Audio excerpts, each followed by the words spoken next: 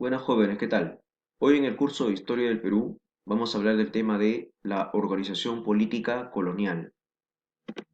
Los objetivos de la clase son que al final de ella ustedes puedan utilizar fuentes históricas para investigar sobre el virreinato peruano y la organización política del mismo. Van a poder conocer cómo era la burocracia colonial, cuáles eran las principales autoridades coloniales. Primero tenemos que conocer cómo estaba organizado políticamente el virreinato del Perú. Por un lado tenemos autoridades metropolitanas, que son aquellas que gobernaban desde España, y autoridades locales, que son aquellas que que gobernaban acá en la colonia, ¿sí? Entre las autoridades metropolitanas tenemos al rey o al monarca. Tenemos una institución llamada el Consejo de Indias. Y en las autoridades locales tenemos al virrey, la Real Audiencia, los corregimientos, las intendencias, los cabildos y los caciques. Las autoridades metropolitanas. Tenemos acá al rey o al monarca, que era la suprema autoridad o la máxima autoridad, no solamente en las colonias, sino también allá en España. El rey creaba leyes o emitía leyes y estas leyes pasaban a llamarse reales cédulas. ¿Qué es una real cédula? Una ley emitida por el rey de España. El rey de España tenía un poder absolutista, un poder total, es decir, él no rendía cuentas a nadie, ¿sí? El rey era el que creaba las leyes, derogaba o eliminaba las leyes, declaraba la guerra y firmaba la paz. En otras palabras, un poder absolutista. Cuando el Perú fue virreinato de España, en España gobernaron 10 reyes. ¿Cuáles son estos 10 reyes? Bueno, primero hay que mencionar que hubieron dos dinastías en España. ¿Sí? Primero tenemos la dinastía Habsburgo y luego la dinastía Borbón. Durante la dinastía Habsburgo hubieron 5 reyes: Carlos I o Carlos V, Felipe II, Felipe III, el rey Felipe IV y el último rey de la dinastía Habsburgo fue Carlos II. Durante la dinastía Borbón también tenemos 5 reyes. El primero de ellos fue Felipe V, luego tenemos Fernando VI, luego tenemos a Carlos III, a Carlos IV y finalmente a Fernando VII. Son los 10 reyes que gobernaron España cuando el Perú fue colonia o virreinato de este país. Otra institución metropolitana fue el Real y Supremo Consejo de Indias, que fue creado por el rey Carlos I o Carlos V en el año 1524. Tenía su sede allá en Madrid, la capital de España. El el Real y Supremo Consejo de Indias se encargaba de la parte administrativa, todo lo que es la administración o la política administrativa en las colonias. Por ejemplo, se encargaba de proponer al rey el nombramiento de autoridades coloniales. Por ejemplo, propone al rey virreyes, los oidores, los futuros corregidores, capitanes generales o visitadores del Perú. Lo propone, pero la decisión final, ¿quién lo tenía? El rey. Era la máxima institución judicial en las colonias, porque sus fallos, sus resoluciones eran inapelables. Emitía leyes, por eso se dice que cumplía una función legislativa, ¿ya? Ya que elaboraba o creaba leyes que finalmente debían ser aprobadas por el rey. Por eso que el Consejo de India fue una especie de congreso, ¿sí? Porque creaba leyes, pero finalmente éstas tenían que pasar por el visto bueno del rey de España. Tomaba el juicio de residencia a los virreyes. Cada vez que terminaba el gobierno de un virrey, este señor era investigado por el Consejo de Indias para verificar si había cumplido o si había cumplido con sus funciones o había cometido algún acto irregular durante su gobierno. Por eso se le hacía un juicio allá en España, y este juicio que se hacía a los virreyes se llamaba el juicio de residencia, como podemos ver en esta imagen. También enviaba visitadores a las colonias. Los visitadores eran los supervisores, los que se encargaban de verificar si es que los funcionarios españoles aquí en el Perú o en la colonia estaban cumpliendo realmente con sus labores. También se encargaba, por ejemplo, de asegurar el sostenimiento de la Armada Real y los galeones, que son los barcos que acompañaban a los barcos o a los buques que llevaban plata y oro desde acá, desde América, a España. El virrey. El virrey, jóvenes, era el representante del rey en las colonias. Era el alter ego del rey. El alter ego significa el otro yo del rey. El virrey era el otro yo del rey de España acá en las colonias. Dictaba leyes y ordenanzas en las colonias. Era nombrado por el rey de España a propuesta del Consejo de Indias. Presidía o dirigía la Real Audiencia. Ya vamos a ver en qué consiste la Real Audiencia. Era el jefe supremo militar. ¿Por qué era el jefe supremo militar el virrey?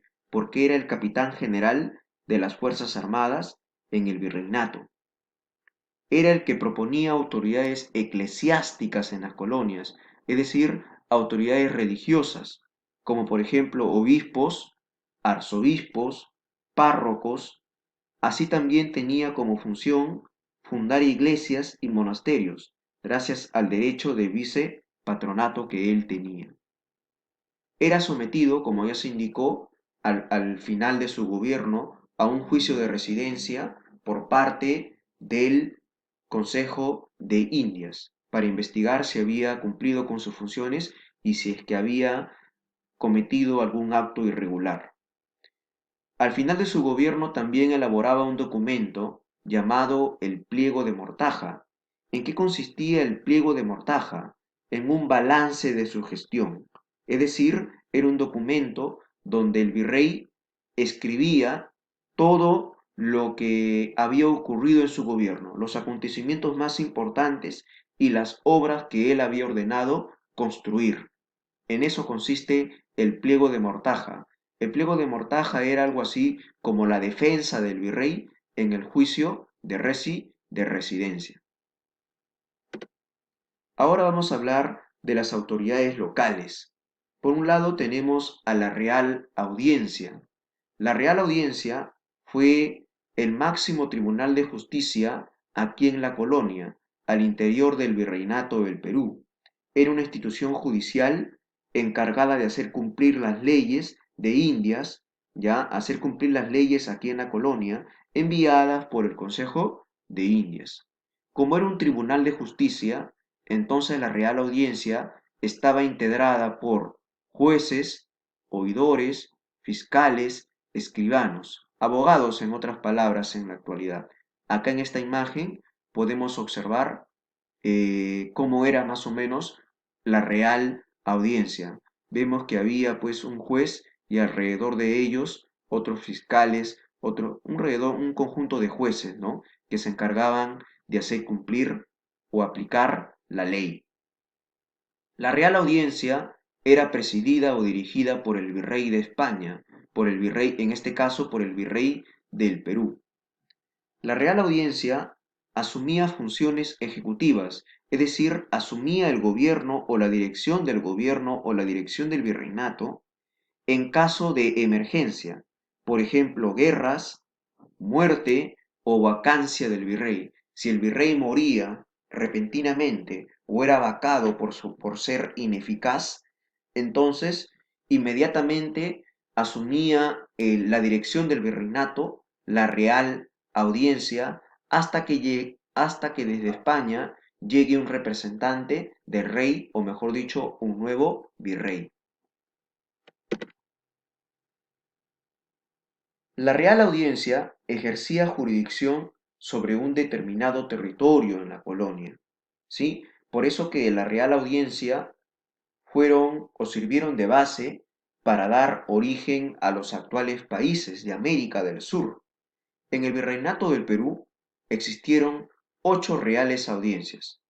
Tenemos la Real Audiencia de Panamá, la de Santa Fe de Bogotá, Panamá, que actualmente es Panamá, Santa Fe de Bogotá, que actualmente es Colombia, la Real Audiencia de Quito, que actualmente es Ecuador, la Real Audiencia de Lima, que actualmente es el Perú, la Real Audiencia de Charcas, que actualmente es Bolivia, la Real Audiencia de Santiago de Chile, que está de más decirlo, es Chile, la Real Audiencia de Buenos Aires, que actualmente es la República de Argentina, y también la Real Audiencia del Cusco, que fue creada en el año 1787, ya casi al finalizar el virreinato, como una consecuencia de la rebelión de Túpac Amaru II.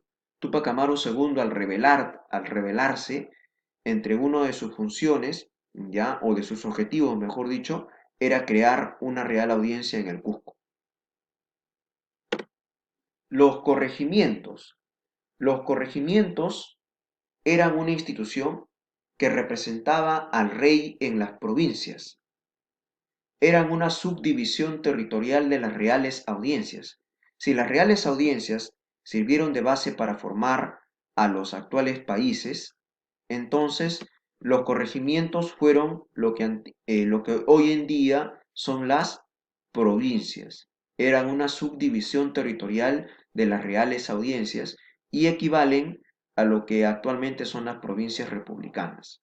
¿Cuántos corregimientos hubieron aquí en el Perú? 71 corregimientos. Fueron creados por el gobernador Lope García de Castro en el año 1565. Fueron la institución más corrupta de la colonia, la que generaba muchas ganancias económicas en la colonia. Por eso se dice que fue la institución más corrupta, ¿sí? Acumulaban muchas riquezas. ¿Y por qué los corregidores acumulaban muchas riquezas en el virreinato? Porque se encargaban, por ejemplo, de cobrar o de recaudar el tributo indígena. Se encargaban de realizar los repartos mercantiles. Los repartos mercantiles, recuerda esto, consiste en la venta forzosa u obligatoria de mercancías o de productos a los indígenas. Sí, es cierto, los corregidores obligaban a los indígenas a comprar productos españoles y y a esos productos, a esas mercancías, se le conoce como repartos mercantiles. Muchas veces estas mercancías eran innecesarias para los indígenas, pero estaban obligados a comprarlos a los corregidores. También se encargaban de reclutar mano de obra indígena para la mita, ¿sí? En otras palabras, reclutaban a los indios que iban a ir a las minas a trabajar. También supuestamente impartían justicia en su jurisdicción, es decir, en su provincia. Eran jueces en sus provincias. Se encargaban también de censar a la población, es decir, contar a la población indígena que pagaba tributo. Los corregidores, por esta razón, fueron los más odiados y repudiados por la población indígena. La población indígena odiaba a los corregidores. ¿Por qué? Por el abuso que estos cometían contra los indígenas debido a la lejanía en las cuales se ubicaban estos lugares o estas provincias. Los corregidores contaban con el apoyo o con la ayuda de los caciques. Y debido a esta corrupción y a este abuso que cometían los corregidores contra los indígenas, van a ser eliminados. Los corregimientos se eliminan y en su reemplazo se crean las intendencias. Recuerda esto entonces. Entonces, debido a la corrupción y al abuso que cometían los corregimientos, o mejor dicho, los corregidores contra los indígenas, van a ser eliminados. Se eliminan los corregimientos y en su reemplazo se crean las intendencias.